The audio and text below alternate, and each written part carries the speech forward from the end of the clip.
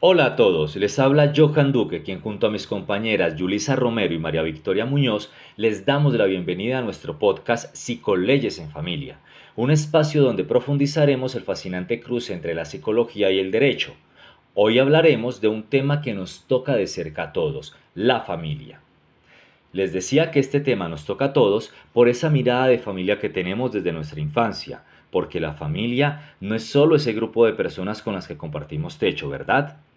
Y hoy, junto con nuestras compañeras, vamos a explorar cómo se entiende la familia desde dos perspectivas cruciales, la jurídica y la psicológica.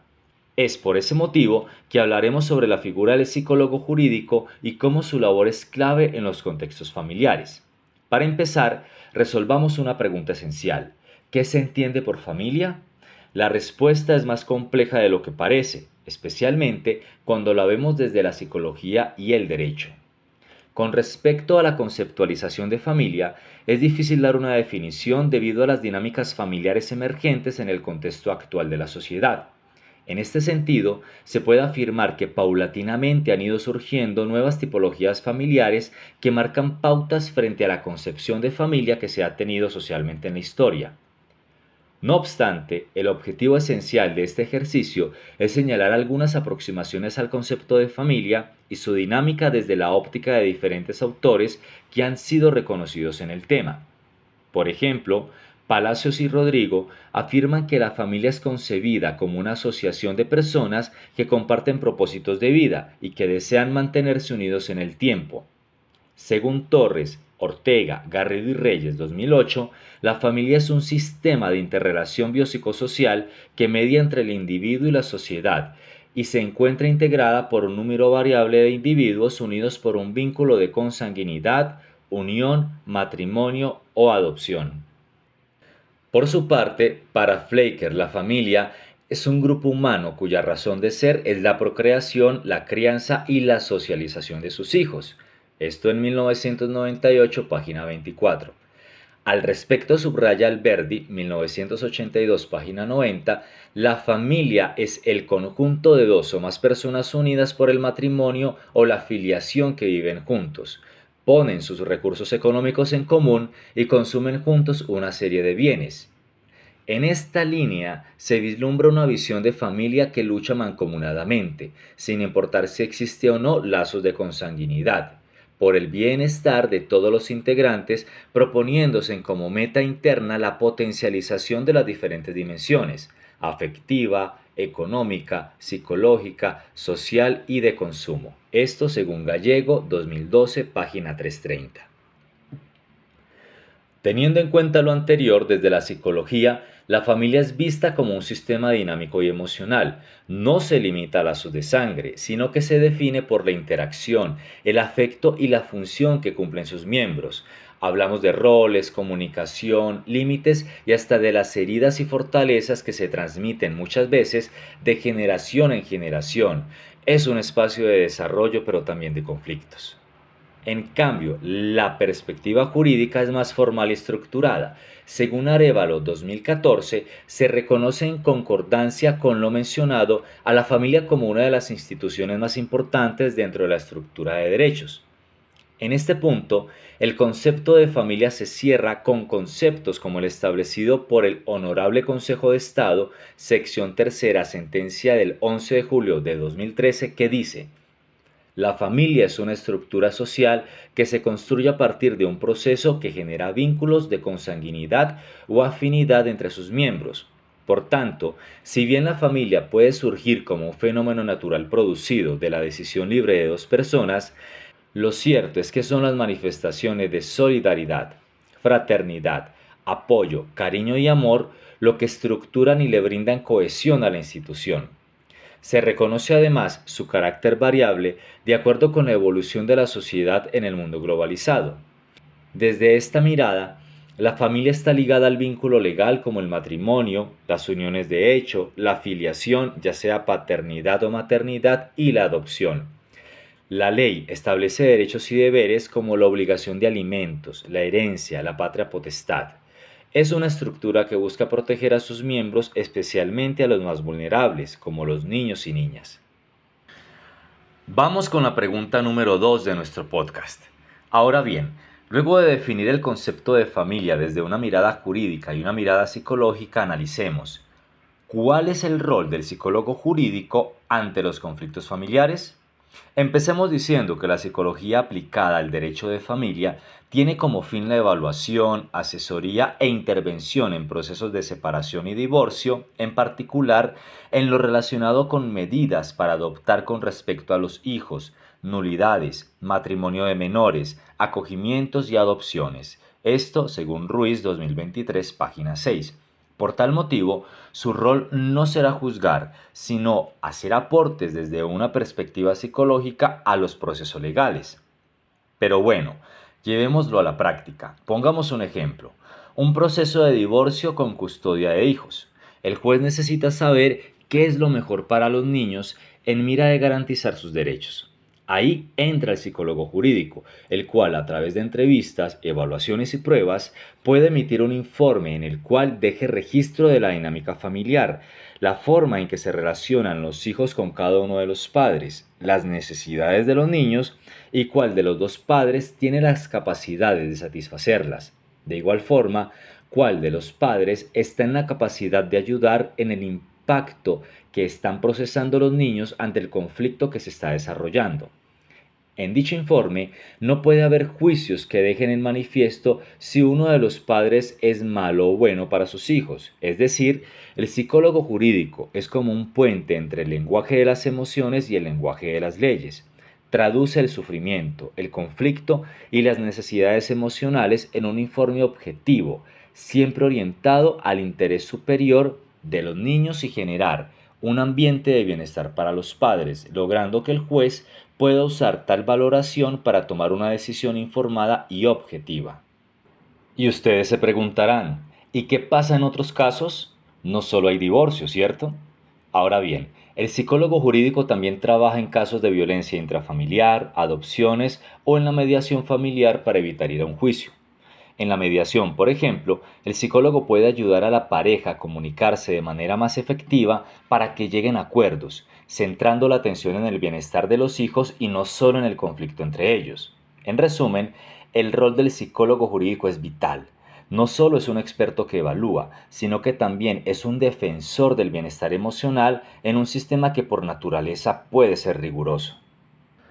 A continuación, le doy paso a nuestra compañera Yulisa Romero, quien nos hablará sobre cómo se relaciona la evaluación familiar con la toma de decisiones judiciales en casos de custodias o de interferencia parental. Adelante, Yulisa. Gracias, Joan, por lo que compartiste. Creo que nos ayuda bastante a comprender cómo el psicólogo empieza a tener un papel muy importante dentro de los procesos judiciales. Y justo siguiendo esa línea, me correspondía hablar sobre cómo se relaciona la evaluación familiar con la toma de decisiones judiciales. Y también me corresponde hablar sobre las custodias o los casos de interferencia parental. Para empezar, cuando hablamos de evaluación familiar, nos referimos a un proceso técnico y especializado que realiza el psicólogo jurídico para comprender cómo funciona una familia en su vida diaria. No se trata únicamente de entrevistar a los padres o a los niños, sino de observar cómo se comunican, cómo resuelven los conflictos, cuáles son sus vínculos afectivos y de qué manera esas dinámicas impactan en el bienestar emocional de los hijos. Esto es clave en contextos judiciales porque los jueces, aunque tienen la responsabilidad de decidir, no son expertos en psicología. Ellos aplican la ley, pero necesitan información confiable que les permita ver más allá de lo que cada padre o madre dice en un juicio. Y ahí entra el psicólogo con su evaluación porque aporta una visión objetiva y científica sobre lo que realmente está ocurriendo dentro de la familia. Ahora, para entender mejor esa relación, quiero poner un ejemplo muy común. Los procesos de custodia tras una separación o un divorcio. Supongamos que ambos padres quieren quedarse con el cuidado principal de su hijo. Cada uno puede argumentar que es la mejor opción, pero ¿cómo determina el juez lo que realmente le conviene al niño? pues justamente con la ayuda del psicólogo, que evalúa aspectos como lo que es la estabilidad emocional de cada progenitor, la capacidad de proveer un ambiente seguro, la relación de apego entre el niño y cada uno de sus padres, y si existen factores de riesgo como la violencia, negligencia o manipulación. En este punto es importante recordar un concepto central en el derecho de la familia: el interés superior del menor. Este principio dice que, más allá de los intereses de los padres, lo que siempre debe de primar es el bienestar integral del niño, y la evaluación familiar se convierte en la herramienta que le da al juez la evidencia necesaria para proteger ese interés superior. Ahora pasemos a otro escenario muy delicado: los casos de interferencia parental. Eso sucede cuando uno de los padres, de manera consciente o inconsciente, manipula al hijo para que rechace al otro. Aquí podemos encontrar comportamientos como hablar mal constantemente del otro progenitor, generar miedo en el niño o incluso impedir el contacto con él. ¿Qué provoca esto? Que el menor se vea atrapado en un conflicto de lealtades que afecta su desarrollo emocional. En estos casos, la evaluación familiar permite detectar si efectivamente existe esa interferencia. El psicólogo analiza el discurso del niño, observa las interacciones de ambos padres y busca señales de manipulación. A partir de allí, su informe ayuda al juez a tomar decisiones como ajustar el régimen de visitas, ordenar acompañamiento terapéutico o, en casos extremos, modificar la custodia para proteger al menor. Lo interesante es que, como menciona José Manuel Muñoz en el 2013 en su propuesta de protocolo pericial, el informe psicológico debe ser objetivo, preciso y vinculado directamente con la demanda legal. Eso significa que el psicólogo no solamente cuenta lo que vio, sino que conecta sus hallazgos con el hecho jurídico en cuestión. De hecho, de esta forma, el juez no recibe una información abstracta y adicional recibe datos claros que le facilitan una decisión justa y fundamentada. Si lo pensamos bien, la evaluación familiar se convierte en un puente entre la psicología y el derecho. Por un lado, el psicólogo aporta conocimientos científicos sobre la dinámica humana, y por el otro, el juez traduce esa información en decisiones legales que afectan la vida de las personas. Pongamos otro ejemplo sencillo para aterrizarlo. Imagina que una madre tiene una relación muy cercana con su hijo, pero también presenta conductas de sobreprotección que limitan la autonomía del niño. Mientras tanto, el padre ofrece un ambiente más equilibrado, pero trabaja largas jornadas. El juez, ¿qué necesita decidir qué es lo mejor para el menor? Entonces, una madre que lo cuida en exceso o un padre con menos tiempo disponible, pero con un estilo de crianza más flexible. Entonces, el informe psicológico ayuda a visualizar esos matices y así el juez no se queda solo con las palabras de los padres, sino que puede basarse en la evidencia profesional. En conclusión, la evaluación familiar no es un trámite más, sino una herramienta fundamental en la toma de decisiones judiciales, que permite que el sistema de justicia no se limite a aplicar leyes de manera fría, sino que incorpora el análisis humano y psicológico en decisiones tan sensibles como quién cuida a un niño, cómo se regulan las visitas o cómo se previene que la manipulación emocional dañe a los hijos. Y para no alargarme más, quiero cerrar diciendo que este tema nos muestra la importancia de que la psicología y el derecho trabajan de la mano. Sin la mirada del psicólogo, los jueces no tendrían decisiones completas, sino incompletas. Y sin el respaldo de la ley, la evaluación psicológica no tendría el alcance necesario. Ahora sí, le paso la palabra a mi compañera Vicky, quien continuará con la cuarta parte de este podcast enfocado en un tema también muy interesante: la evaluación de la credibilidad del testimonio. Bueno, gracias compañero por dar paso a este podcast y a esta información tan importante que es las buenas prácticas de la atención psicojurídica en los contextos de familia. Realmente hay muchas, pero hay dos que son fundamentales. Una de ellas es la interdisciplinariedad y la colaboración, ya que es importante que los profesionales de la psicología y del derecho podamos trabajar de manera mancomunada y coordinada. ¿Qué implica esto? Pues que haya una comunicación constante en el intercambio de información, que sea relevante claramente y que obviamente respete la confidencialidad y los límites éticos. Y además pues va a garantizar una elaboración de estrategias de intervención que se integren ambas perspectivas, ya que un informe solamente legal o solamente psicológico puede ser un poco insuficiente para abordar pues la complejidad de los conflictos familiares que constantemente tienen cierta carga emocional y relacional. Otra práctica importante para cerrar es el enfoque centrado en el bienestar de los menores. Cuando hay niños, niñas o adolescentes involucrados, se debe priorizar la atención de ellos porque pues hay que garantizar derechos y obviamente la parte del bienestar. Quiere decir que las decisiones y recomendaciones deben considerar la voz de los niños, niñas y adolescentes si y solo si es apropiado según la edad y la madurez de ellos. Además, pues de buscar soluciones que minimicen el impacto negativo de los conflictos en el desarrollo de cada uno pues, de los niños, niñas o adolescentes.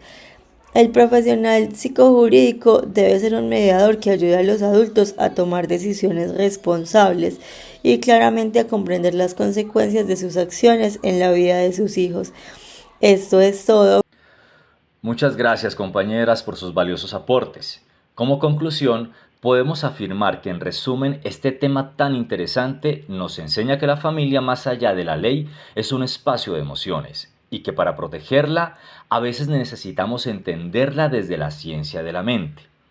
Esperamos que este episodio les haya sido tan esclarecedor tal y como lo fue para nosotros. Nos vemos en el próximo episodio de Psicoleyes en Familia, donde seguiremos explorando este fascinante universo. Hasta la próxima.